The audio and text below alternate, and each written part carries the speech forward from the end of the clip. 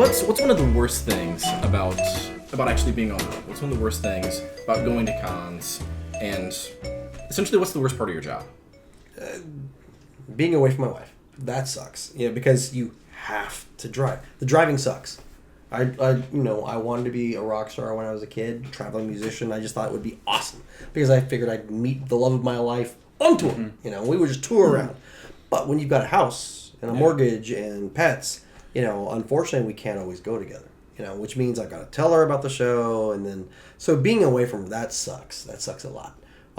She knows that I'm doing this, and it makes me a better person, and it makes me who she married. Even though I didn't start doing this in the beginning, she knew she married an artist. She knew she married a big old geek.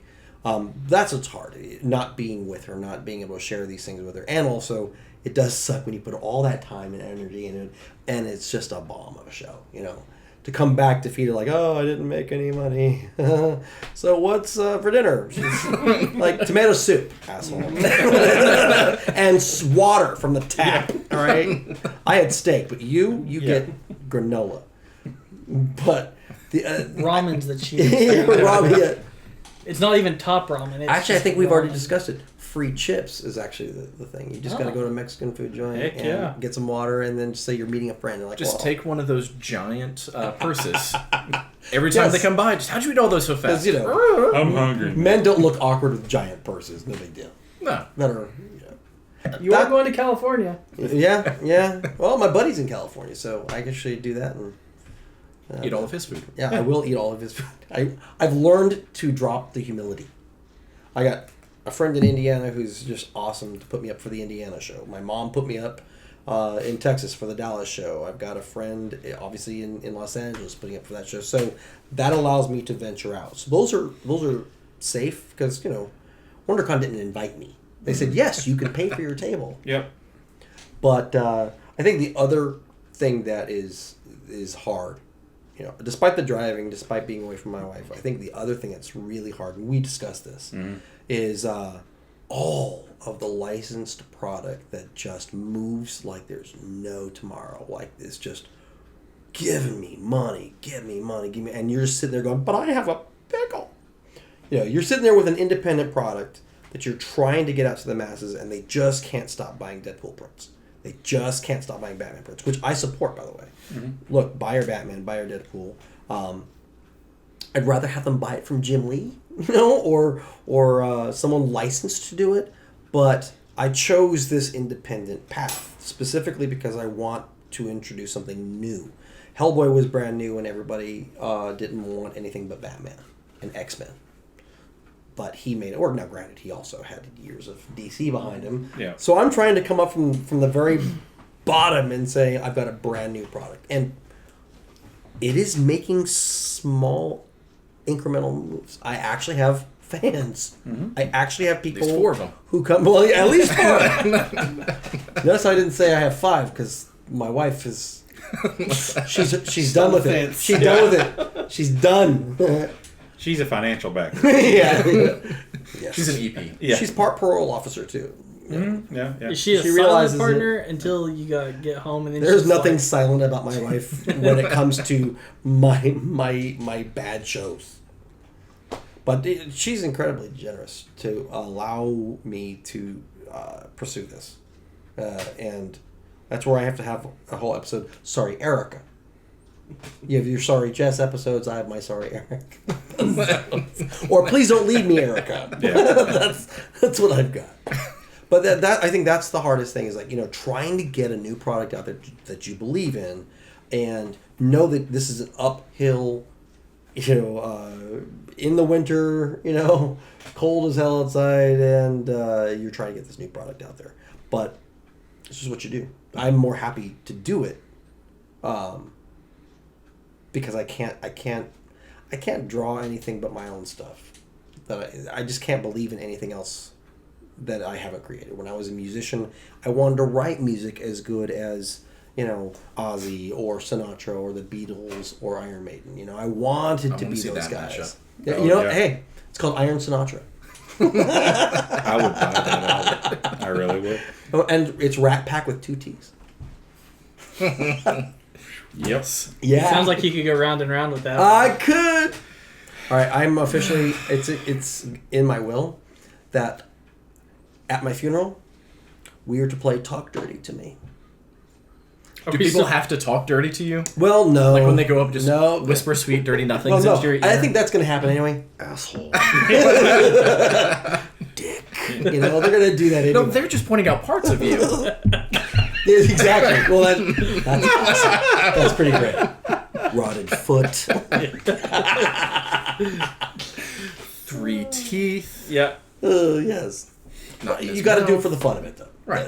You got to do all this stuff for the fun of it. I just want you, Even in my death. if you do have that, and there is a whole idea of talk dirty to you. Oh, it is. I want there to be a sensor that has a voice box of you and like hidden underneath you, to where somebody leans over and is like, "I would just do the nastiest thing," and then you whisper back, "I know." Like, you know, You're assuming I get an open casket.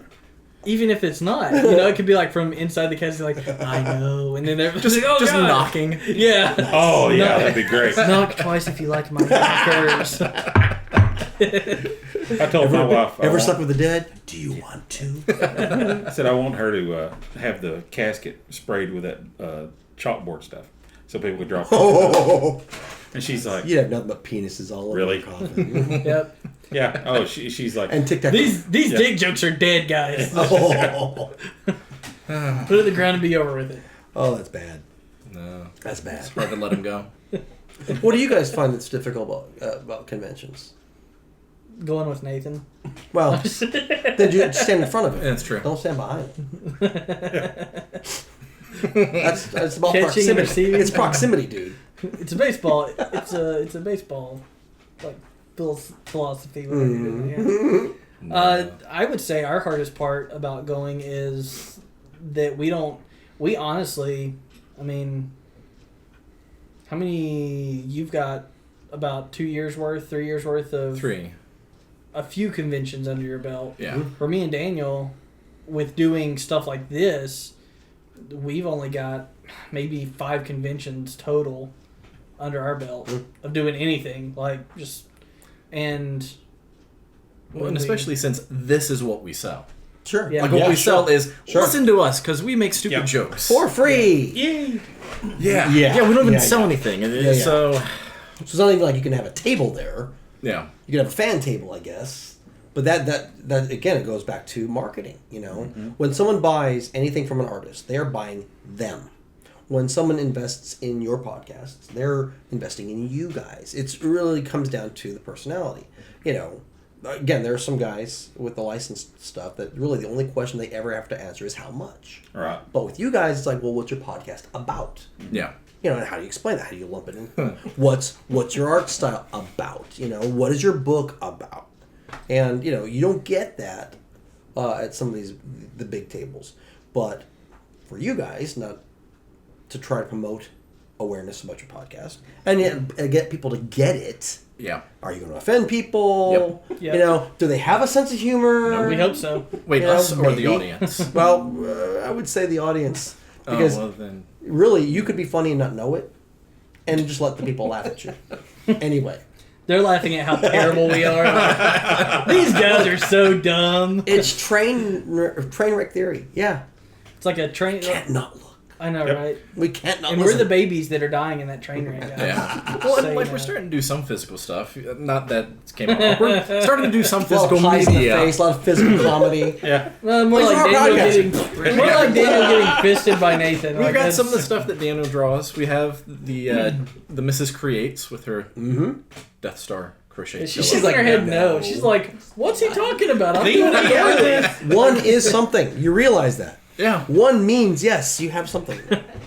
One does not mean yes all the time. when you're like, hey, how's it going? And she goes, that doesn't mean let's go back to my room or anything. Usually that means wait. No, that means don't talk to me. Go away. It depends on what finger. Oh, okay, sorry. Yeah, you But don't, either you don't want way- to see this either. okay? Either way, one doesn't always mean yes. You don't want to see this But either. she's just mocking you. Yeah. It's taking a drastic turn. Yeah. It really has. Anywho.